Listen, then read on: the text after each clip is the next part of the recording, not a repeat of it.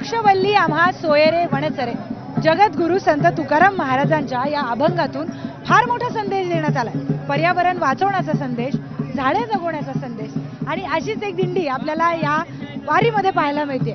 आणि झाडे लावा झाडे जगवा असा संदेश यांच्याकडून देण्यात येतोय. त्याचबरोबर मला आवडलेलं पोस्टर दाखवते, लावालावी करा पण झाडांची. रामकृष्ण हरी, एक झाड लावा असा संदेश देण्यात आलेला आहे. त्यांच्याशी आपण बातचीत करूया. माऊली, काय हा उपक्रम आहे आपला? झाडे लावा झाडे जगवा, एक झाड आईसाठी एक झाड वडिलांसाठी अशी आमची आग्रहाची विनंती. एक तरी झाड लावा आई वडिलांसाठी. वा. कुठून आले माऊली? रामकृष्ण हरी, पुरंदर राजुरी. आणि तुम्ही काय बिया वगैरे वाटप करता? रामकृष्ण हरी ताई. माऊली, सगळ्यांना माझा कळकळीची विनंती आहे, प्रत्येक दिंडीवाल्यांनी हे काम केलं पाहिजे. लावा लावी करा पण झाडांची हा मेसेज खरं तर पाहिल्यावर लोकांना हसायला येतं, पण मला खूप वाईट वाटतंय माऊली.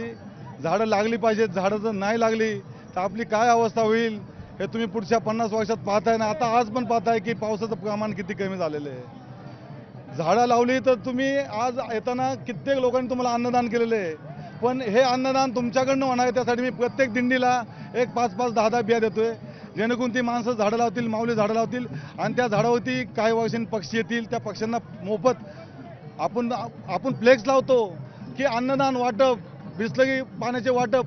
अहो, झाडांनी कुठे ॲडव्हर्टाईज केली का? ऑक्सिजन वाटप फुकट, सावली फुकट वाटप केली का? पण निस्वार्थी माणसांनी सगळे फ्लेक्स लावून स्वतःची वाट लावली आणि आता स्वतःची वाट लावून घ्यायला अजून काय दिवस बाकी नाही राहिले. त्यासाठी वेळ नाही गेली.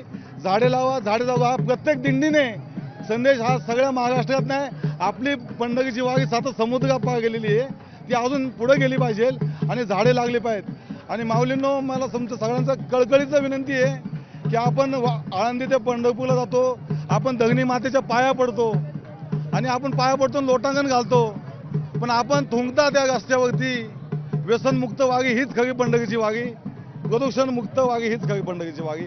आणि झाडे मुक्त झाली पाहिजेत. लाडकी बहीण योजना काढली माऊली तुमच्यासाठी, पण लाडकी झाडाची योजना ह्या मायबाप सरकारने काढली पाहिजे. मला त्यांचं सांगणं आहे, मला त्यांना की लाडकी झाडांची योजना तुम्ही प्रत्येक माणसाच्या अकाउंटला 10 झाडे टाका. पैसे नका देऊ पण झाडे टाका, झाडे लावा झाडे जगवा हा मेसेज संपूर्ण अख्ख्या जगात गेला पाहिजे. माझा विनंती आहे सीएम आणि पीएम यांना सुद्धा ही कळकळीची विनंती आहे. मायबाप सरकार रामकृष्ण हरी, फक्त एवढंच विनंती आहे. बस एवढं बोलून मला वाईट वाटतंय. माणसांना सगळ्यांना हसायला येते, साहजिक आहे, हसणं साहजिक आहे.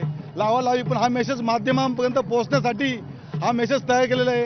ह्याच्या पाठीमागचा मेसेज वाचला असेल तुम्ही तर मी लिहिलेलं आहे, तुम्ही लक्षात येते तुमच्या की हे जे झाडं आहेत ह्याच्यामध्ये तुकाराम महाराजांनी सांगितलेलं आहे की निसर्ग मध्येच देव आहे आणि जो तुम्हाला जर नाही दिसला तर तुम्हाला पंढरीच्या वागेपर्यंत नाही, तुम्ही कुठल्या वागेला गेला तर तुम्हाला पण विठ्ठल दिसणार नाही.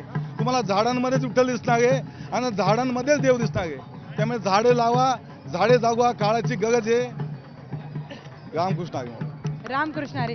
काय उत्तम संदेश माऊली देण्यात आलाय तुमच्याकडून. झाडं लावणं ही खरंच काळाची गरज आहे, कारण ज्या पद्धतीने वातावरण बदलत आहे त्या पद्धतीने पुढे जर झाडच राहिली नाही तर काय अवस्था होईल याची कल्पना आपण नाही करू शकत. त्यामुळे अतिशय उत्तम संदेश तुमच्याकडून देण्यात आलाय आणि इतक्या छान संदेश दिल्याबद्दल आम्ही तुम्हाला गौ साक्षी गाव कुकीजकडनं एक छोटीशी गायीची मूर्ती देतोय, तुम्ही ती स्वीकार करावी अशी आमची विनंती आहे. रामकृष्ण हरी. मी तुमच्या टीमला पण 5 बियांचे वाटप दिलेले भावा झाडांचं. त्या भावा झाडांपासून त्या पक्ष्यांना मध मिळणार आहे, ते अन्नातून त्यांच्या पाणी मिळणार त्यांना. हे दान सर्वश्रेष्ठ दान आहे.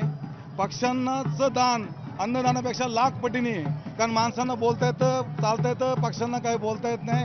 त्यांना अन्नदान होणं महत्वाचं आहे, त्यांचं घर होणं महत्वाचं. आपण त्यांच्यावर कब्जा केलाय.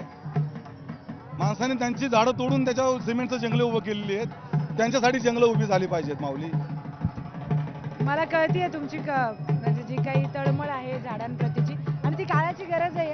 तुम्हाला ही आम्ही एक मूर्ती देऊन तुमचा जो संदेश आहे तुम्ही दिलेला त्याचा सन्मान करू इच्छितो.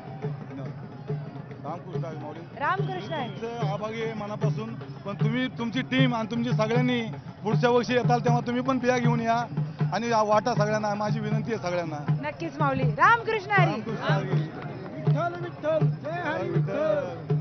व्हिडिओ जर्नलिस्ट हर्षद गोरकासह मी प्रियंका लाठी, न्यूज 18 मराठी, वाखरी.